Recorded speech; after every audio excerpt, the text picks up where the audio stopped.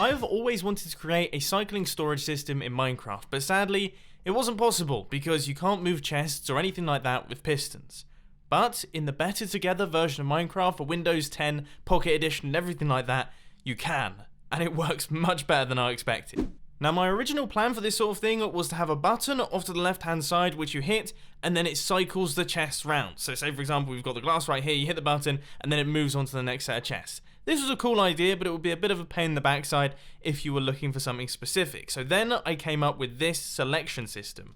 Now what this allows you to do is flick the lever of the thing that you want. So for example, we want redstone stuff, we just flick this lever right here and switch off the glass one, and as you can see, our chests will gradually make their way around, and then there we go. We have got the redstone selection, and we can access all of these things nice and quickly. But then, for example, we want to have some nether stuff, we just flick that lever right there, we turn this one off, and it will cycle it round, and we will end up with the nether stuff. How cool is that? Now, just to prove that this thing works for more than just 2 cycles, apparently both of my examples were very similar, I'm going to flick it over to the hay bales one from the furnaces one. You'll see that it gradually makes its way around and then it will stop on the hay bales. Now, the one thing that you may notice about this system is it is a tiny bit on the slow side, and that's simply because of the way that I've had to set up the piston feed tapes. Redstone in Better Together is a tiny bit slower than that on the Java edition. But fundamentally, it is very similar, and you might recognize some of these circuits from some of my redstone builds that you know from the Java edition of Minecraft. For example, this green circuit right here is known as a red coder circuit. This cyan and then orange setup is an AND gate, and then of course over here we've got ourselves a piston feed tape. Now the way that this thing functions is actually really cool, and I've done something like it on the Java edition before, in that we had cauldrons to give off specific redstone outputs so that the machine knew what location it was in the piston feed tape.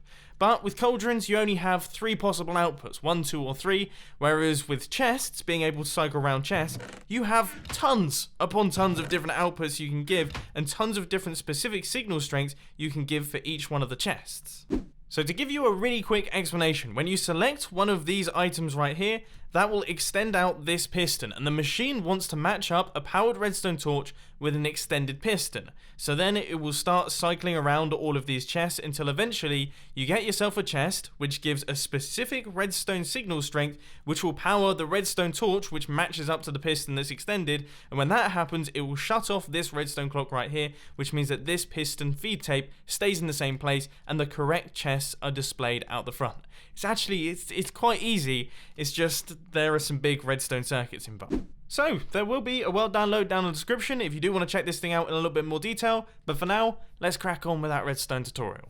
Now the first thing that you got to do is create yourself a 3-block deep area, just like this one, and the width of it really is up to you. For me personally, I like to have 4 chests, and then I like to have a block which indicates what is in the chest, and then we need to have the extra block on the left hand side which is going to it's going to be like the location setter. So that really is necessary, and then we're going to have the indicator block, but then anything after that you can have as many chests as you like. You can have 10 chests stretching off into the distance, but for this tutorial I'm going to be using 4, much like what I had going on over here.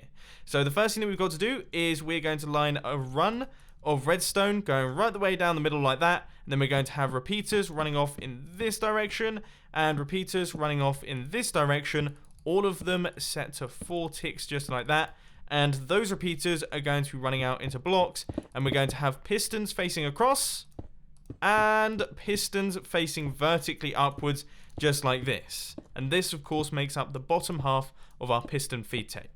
Next up, we're going to go 1, 2, 3, 4 blocks up like that, and we're going to do a line of pistons facing downwards, and of course this is going to create a fairly familiar shape for those of you who have watched a lot of my YouTube channel. Then we're going to have another 4 blocks going up like this, 1, 2, 3, 4, and then we're going to have pistons actually running across just like that. So you basically want to create what is essentially pistons running into one another, where the blocks can go in between them. And then on top of this, we're just going to place a line of blocks, and then another line of blocks going across like that, and create a 4 deep area just going along like this. Then on top of all of these pistons, we're going to need a line of blocks there, and then you need to alternate what you have going on. So we're going to have repeaters on 1 tick on this side, and then we're going to have repeaters set to 4 ticks on this side with redstone lines on the available spaces. So a line of redstone there, and a line of redstone over here. And that's all of the logic done for our piston feed tape. To connect them up, you just need to place in a block like this, and then 2 repeaters running into that block, and then you're going to have a block up here, and a block up on this side with redstone dust going up like that, and then we're going to have lines of slabs just gradually making their way up, zigzagging through like that. And then we're going to have a slab up like this, and then we're going to have redstone just connecting up all of those with 2 repeaters once again, and a block up like that. So 2 repeaters just there. When you press your button, something like this should be happening. So you should get pistons extending and then pistons extending.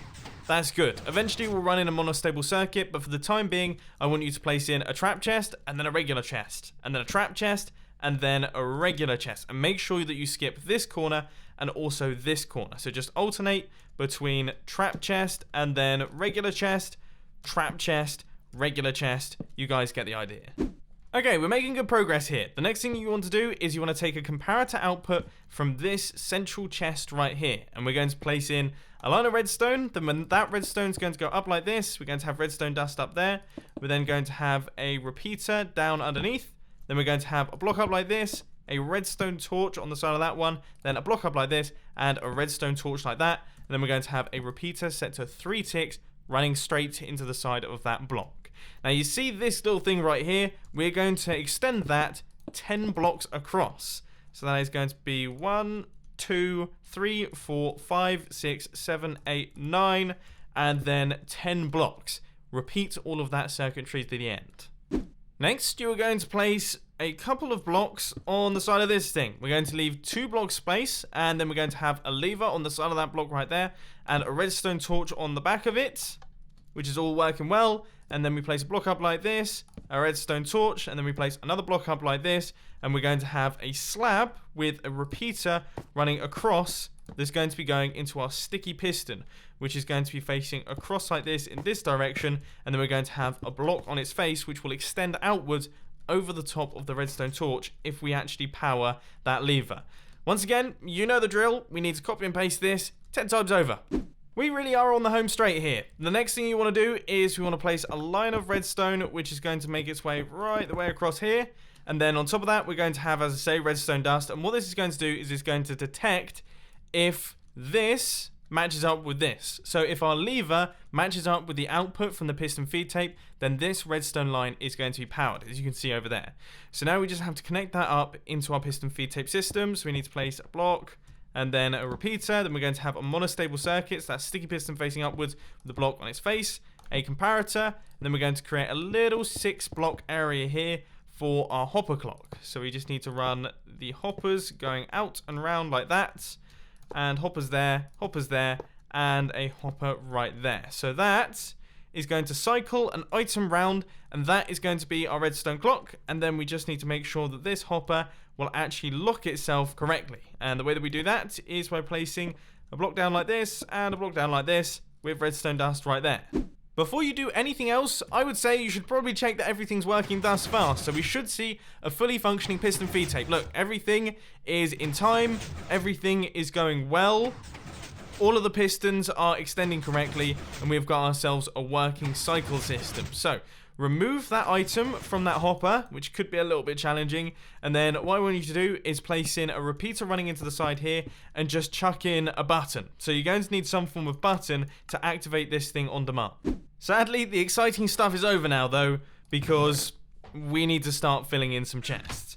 What you want to do is you want to place items inside each one of these chests. So this first chest is now filled, and this first redstone torch has been activated. So that is chest number 1 done. Then you want to walk over to your button, give it a press, and that will cycle the chests around. And then this one, we need to make sure the torch number 2 has turned on. So the second chest activates torch number 2. Good. Okay, hit the button, cycle the chests around. Then we need to make sure that torch number 3 gets activated, which corresponds to chest number 3. You guys get the idea. Do this all the way up to 10. And yes, you are going to need quite a few items for it. So now that you've done that, it is time to give it a bit of a tester. you need to throw in an item inside this hopper circuit right here. And also, I've just realized this monostable circuit is completely pointless because it doesn't work in this version of Minecraft, but this setup functions perfectly fine. But all you have to do is you have to select one of the levers and make sure that it actually works as a system. So I'm going to turn this thing off. Now our redstone line has turned off, and you can see my redstone torches gradually turning on as this thing cycles its chests round. So here we go. There we go. And eventually, redstone line is powered, everything stops, and this chest stays in the correct place. Brilliant! That means that the system is working. Now it's time to fill in all the random items and also all of the other chests. Now the way that you do the chests is pretty simple. You need to go between trap chests and regular chests in a horizontal sense, but also in a depth sense as well. So this right here is a regular chest, which means that you need to have a trap chest there, a regular chest here, trap chest here, regular chest here, and then trap chest, regular chest, trap chest, regular chest, and alternate it back and forth once again, and also make sure that you don't fill in this corner or this corner up at the top. Once you've done all that, putting in the item indicators should be plain sailing. You can have whatever you really want, just make sure that it's not something like a redstone block or something that can't be moved by pistons, because then of course you are going to have some issues. So don't have any like obsidian or something like that.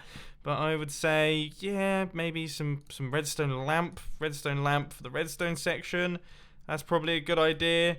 And for the final one, we can have bookshelves. Apparently I'm going to have a bookshelf section to this thing. So now it is all finished and completed. Obviously you're going to want to match up your levers to the indicator blocks right here. So for example, this lever right now would be a hay bale. But now we can give it a test. If we flick this lever here and then unflick this one, everything should cycle round, and then that will be put in the correct place. So there we have it, ladies and gentlemen. That is the cycling storage system. I hope that you enjoyed it. If you did, please sure to hit that like button, and if you really loved it, then make sure to subscribe. But thanks for watching, guys. This has been Mumbo, and I'm out. I'll see you later.